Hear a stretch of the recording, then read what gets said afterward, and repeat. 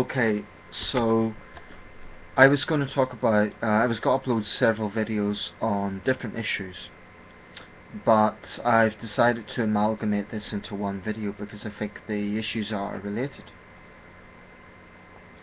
So, firstly, there have been headlines online, although I haven't seen them on the television news, of a very, very grim milestone. That is that the death toll in the Syrian Civil War now has surpassed 170,000. I'll say that again, 170,000. That's in just over 3 years of armed conflict. That's a very grim statistic, and it puts the Syrian Civil War up there with some of the worst conflicts of modern times. And I've said before, it really reminds me of the conflict in the Balkans and Bosnia. I think there's more parallels actually with Bosnia than there is with Iraq. Some have compared it to Iraq, but I think the circumstances of this conflict are more akin to Bosnia. I don't think any two conflicts are exactly the same, but I think there are parallels with Bosnia. I want to speak a little about how this correlates to coverage of the ongoing situation in Gaza. Now, I've already made a video about what I think of the Israeli-Palestinian conflict, and there's no way I could have included everything I wanted to in that video. But I cannot help but feel that there's something rather hard to understand about why the conflict in the Holy Land gets a lot more attention than the ongoing conflict in Syria. In point of fact, the conflict in the Holy Land gets a lot more attention, proportionally speaking, than a lot of other conflicts going on around the world. If you look at the Mexico drug war, if you look at the conflict in South Sudan, if you look at the conflict in Myanmar, ethnic clashes between the Rohingya people and Burmese Buddhists, there's many armed conflicts in the world. Now, Ukraine and Iraq have got attention this year, but I think it's fair to say that whenever conflict breaks out between Israel and either Gaza or Lebanon or one of its neighbours, that will dominate headlines. People say, oh well, the World Cup tonight is dominating headlines. True, but immediately afterwards it's all about Gaza. By the way, if you don't know about that, I may as well mention it. Germany 1-0 Argentina. Congratulations, Germany. Just to balance things out a bit, because this is a pretty dark video I'm making right now. I'm talking about war and depression, and so just to balance things out a bit, Germany, there'll be a lot of celebration tonight. So congratulations, Germany. Anyway, back to the main issue here. I do want to talk about this allegation of media bias, because it's something that crops up a lot, and I want to talk about it because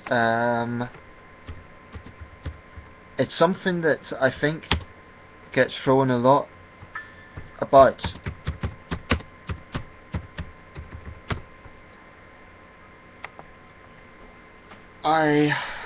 One thing I often see is that mainstream media is biased one way or the other, depending what opinion you're looking at. I've seen a lot of opinions online that the mainstream media is pro-Israel and just plays Israel's propaganda, saying that they are responding to Hamas rockets and therefore they're all pro-Israel. The BBC's been accused of that, CNN's been accused of that. But I've seen Zionists and I've seen Israelis say exactly the opposite. Oh, the BBC, CNN are pro-Hamas. Well, not pro-Hamas, pro-Palestine, pro-Palestinians. So for big networks, covering this conflict must be one of the biggest challenges, because no matter what line they take, they're going to be accused of bias. I remember a few years ago when there was a charity appeal for those suffering in Gaza. The BBC refused to broadcast it, and they received enormous criticism at the time, because they argued that it would have broken their code of impartiality. And there was another issue that the particular charity, I forget the name now, but they had ties to Hamas, and some of the shipments included weapons going to Hamas. Now, that is an example of an organisation like the BBC arguably being pro-Israeli. So for the Israelis to say that it's against them, I think is a bit absurd. So my message to Israelis is, before you accuse the BBC or CNN of pro-Palestinian bias, really look at the coverage and look at the position that they're in, because if they only show Palestinian casualties, if they are, as you think, anti-Israel, then how do you explain that sort of situation? So actually I can see why the other side would say they're pro-Israel. But the reality is, I think they're trying their best to be balanced, and I know that will be ridiculed. I'll know people say, are you kidding, they're pro-Israel. The other side will say, are you kidding, they're pro-Palestine. But this is an example of a media conflict. I did see one report on Russia today, and I could not help thinking, what astonishing hypocrisy, because they were talking about Israel sort of using excuses of Hamas firing rockets to justify this large-scale incursion, which has caused a lot of civilian casualties. My question would be, when Russia invaded Chechnya, when Russia took action in Chechnya because of terrorist attacks in Moscow and St. Petersburg, did you have senior Russian military commanders having to answer questions on CNN and the BBC? No. Now, the IDF has had spokespeople speaking about their justification for it. I'm not saying I agree with the justification, but I'm saying that they have been out there trying to explain why they're doing what they're doing. When other countries take action against terrorism, they don't even bother to give an explanation. They just go in and do it. So I do see enormous hypocrisy when it comes to criticism of Israel. I mean, really, look at how many civilians died in Chechnya. Look at the collective punishment of Muslims in China because of the terrorist attacks this year. So why is there not criticism of those countries? I mean, on the same level. I heard tonight that synagogues were stormed in Paris and Jewish worshippers were trapped inside. This is the sort of backlash that happens when Israel takes actions like this. Now, the problem with saying anything that is pro-Israel is you're automatically branded a stooge of Israel. You're automatically branded a Zionist pig. You're automatically branded... the sort of interpretation is, oh, you must be callous towards Palestinian suffering. I've seen the image of Palestinian civilians being killed. Although I have to say, there has been examples of photographs that have been distorted. I have seen examples, and this is a proven fact, of photographs purporting to be Palestinian children killed by Israeli airstrikes that were actually taken from Syrian children killed by Bashar Assad forces. Now, that is significant. I've heard anti-Israelis say, oh, what does it matter? The Israelis are still killing civilians. It does matter. Because part of this media war is the vilification of one side and the martyrdom of another. The fact that there's been no Israeli deaths is only because the Iron Dome has been so effective. That's the only reason. If the Iron Dome did not exist, it would be very conceivable that there would be Israeli deaths. I mean, there was footage showing a rocket firing above an Israeli wedding. Just because there's been no Israeli deaths doesn't mean the intention is not there. So what the world sees is 150 Palestinians have been killed, no Israeli deaths. The Israelis are the bad guys. I think that's a caricature of what is a very complex conflict. Now, I don't agree with everything Israel does. I think continued settlement building is immoral, it's provocative, and it's wrong. But there will never be peace in the Holy Land until the Arab world starts to renounce Hamas's actions. And frankly, they've done absolutely nothing to do that. The Arab world sanctions Hamas. So Israel is acting like a cornered dog, basically. Sorry to put it that crude way, but a cornered dog barks and bites hard. Israel is militarily powerful, so it's just stupid to go up against Israeli power, to provoke Israel by these sort of airstrikes. Of course Israel is going to defend itself. And I would say something very important. What other nation in the world, would be expected to face what Israel faces constantly and not respond? It's absurd. Now, people will say, well, the Palestinians have a right to self-defense. I would say, yes, they do. And, you know, it's a natural situation. If you have had your entire family killed by an IDF airstrike, it doesn't matter if they've given a warning. Obviously, you're going to hate Israel. So my criticism here is not so much of the Palestinians, it is more of international hypocrisy against Israel. Because I wonder what the real motivation is. Is it really because people are outraged at Israeli actions, or is there something more sinister going on?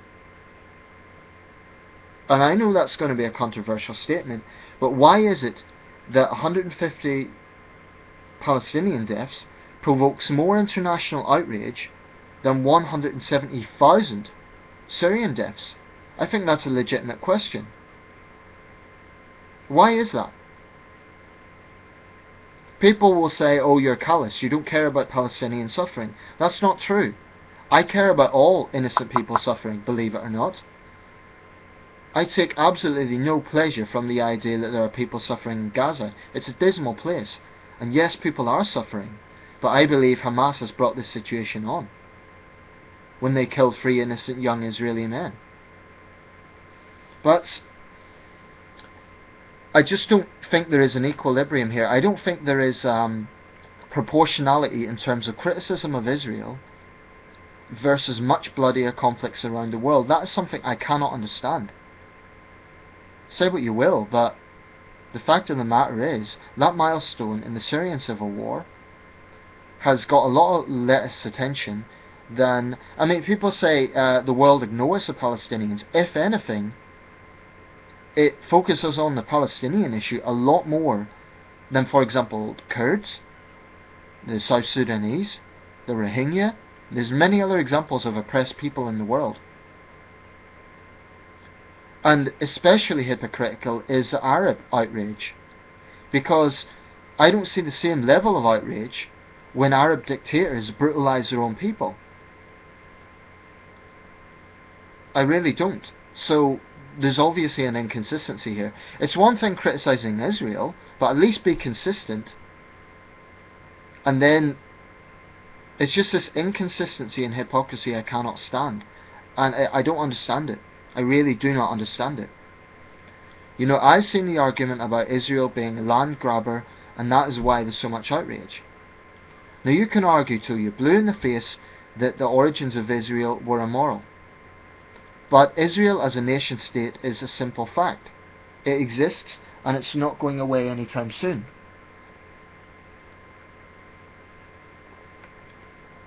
The world in 1948 was a very different place. So you can argue till you're blue in the face. I mean, I would argue that communist China is immoral, illegitimate, etc. But the international community doesn't seem to have a problem recognising it. Anyway, this video is not about the foundation of Israel, because that's, I believe that is the real deflection, actually. People say talking about other conflicts is the deflection. I say arguing whether or not Israel is a legal entity, that is a deflection, because Israel is a fact. Now, I have no problem actually with people having debate about Israeli policy. Like I say, I do not support everything Israel does. I really, really don't. And it is true that in a war situation, people become desensitized. So there are Zionists out there, there are hardline Israelis who don't give a damn about Palestinian casualties. But that's what war does. I mean, it's easy for people in Western countries, for pro-Palestinian people in Western countries living in the comfort of their living room in the West, to vilify Israel, but they don't have rockets flying over their head. They don't have to go to bomb shelters every day. And they will turn around and say, oh, well, you don't have to go through what the Palestinians are going through. No, I don't. But I'm not judging the Palestinians so much as I'm judging international hypocrisy on this. So it's very much a media conflict, but I strongly dispute that the media is biased either way, because I've seen plenty of media coverage of the Palestinian deaths. So I don't really know where that claim's coming from. How would I know about 150 Palestinian deaths if it hadn't been covered? I hope this ends soon, because far too many innocent people have died, and every single woman or child who dies in Palestine is going to stir up hatred against Israel, and on some level that is understandable. It's a human reaction. It's an emotional human reaction. But I just don't think the solution to this conflict is by totally demonizing one side and totally martyrizing the other. I just don't think it's that simple. Just because there's been no Israeli deaths in this particular operation, it doesn't mean that the intention isn't there. And let's be clear, 800 Israelis died in the last Intifada. Thousands of Israelis have died in the last half-century from this conflict. Yes, far more Palestinians have been killed, many, by the way, in interfactional fighting. But the idea that there's never been Israeli deaths, or there's never been Israeli suffering, and it's all one-sided, I think is erroneous. The only reason Israelis haven't died is because Iron Dome is so effective. That is the only reason. It's the sole reason. Do you think Hamas has good intentions? Do you really think, given half a chance, Hamas would not commit genocide in Israel? Because I think they would. Anyway, I'll leave it there. You know, I'll say one last thing. I'm well aware that by speaking the way I am, I'm going to be portrayed as a stooge of Israel.